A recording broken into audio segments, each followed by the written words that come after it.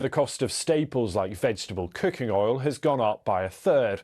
Wheat is up by 16% and soybeans by around 13%. And my first guest has been keeping an eye on the impact of the war and what it could tell us about prices in future. She's a commodities expert and head of research at ED&F Man. Kona Haque, welcome to Talking Business. Good to have you here. And look, we've already had the harvest of so many of these products, and yet the prices are going up. Why are we seeing higher costs for stuff that's already been produced? There are a couple of reasons for that. The first is that suddenly overnight, the cost of shipping those products have become quite a bit more expensive. So that's to do with the fact that foods that are transported via the Hormuz Strait, that's suddenly become nigh on impossible. But even beyond that, the freight costs have gone up because of the war premium, the risk premium. So that's one element. Then you've got higher oil prices. So the cost of transporting, again, through ships or even through machinery costs that are used in agriculture, that's also gone up. But the most important is that right now in the Northern Hemisphere, countries, the USA and Europe, farmers are now currently planting for the next harvest. And this is where they need reliable and large supplies of fertilizers.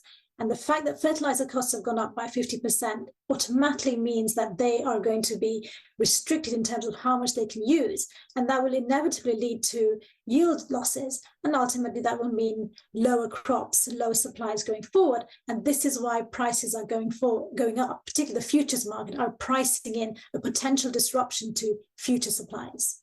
And we don't know how long this will go on for, of course, but is there a potential that we then see a double whammy of elevated shipping costs and also harvests that have been produced with higher fertilizer costs too, and therefore farmers inevitably pass on both of those additional costs to the consumer?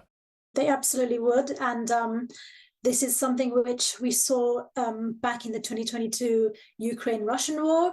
Something very similar is going to happen here. It's not going to be resolved overnight. These are secondary impacts, but they're also tertiary impacts in the sense that the food costs go up for the average consumer, the feed costs go up for the animal feed, so the cost of beef and pork, all of that will go up because those costs have gone up. Dairy costs might go up. So there is quite a bit of a lingering impact that's not just going to be solved overnight, even were the war to stop today. Where in the world is this having the biggest impact, Kona?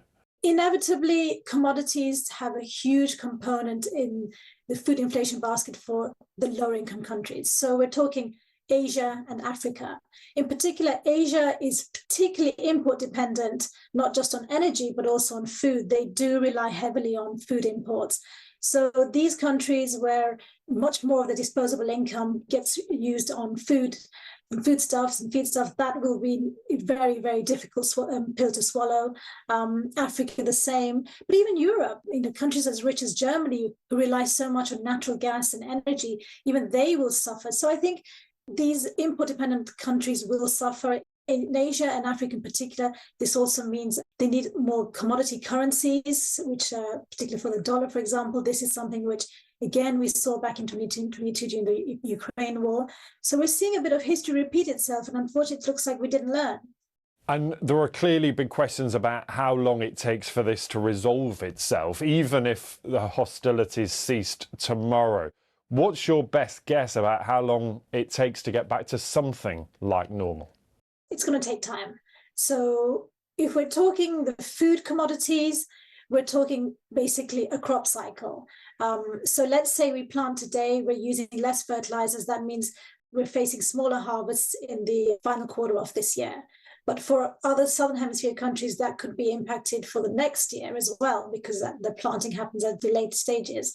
It also depends on when the prices are contracted. Let's say fertilizer prices today are used to benchmark the supply for the farmers. That, again, it could be one-year contracts. So these things will take time. Shipping costs will stay elevated for a while.